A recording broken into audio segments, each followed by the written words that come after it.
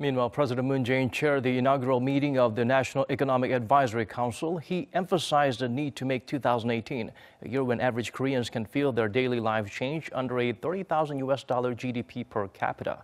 Our chief Cheongwadae correspondent Moon Connyoung has the highlights from that event. It's the very first meeting of the new National Economic Advisory Council for the new president. This is where the nation's short, mid, and long-term economic policies will be discussed and tweaked and fine-tuned along the way in the next 5 years. The key idea of this inaugural meeting is loud and clear. People-centered economy will bring visible changes to your life. 우리는 내년에도 3%대 성장을 이어가고 국민소득 3만 달러를 달성할 것을 자신합니다. 하지만 더욱 중요한 것은 새 경제정책이 가시적인 성과를 내서 국민 개개인의 삶이 나아진다는 걸 국민들이 체감할 수 있어야 합니다. A $30,000 per capita that the average Koreans can actually feel in their daily lives.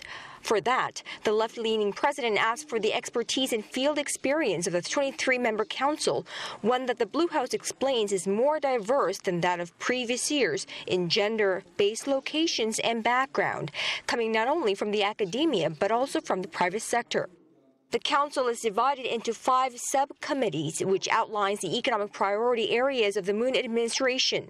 A subcommittee on macroeconomics. This one will make sure the nation's economic policies are well aligned so that the 3% growth can be achieved. Another on people's livelihoods. This subcommittee will advise the president on job creation, among others. 민간에서 좋은 일자리 만들기 붐을 일으켜야 합니다.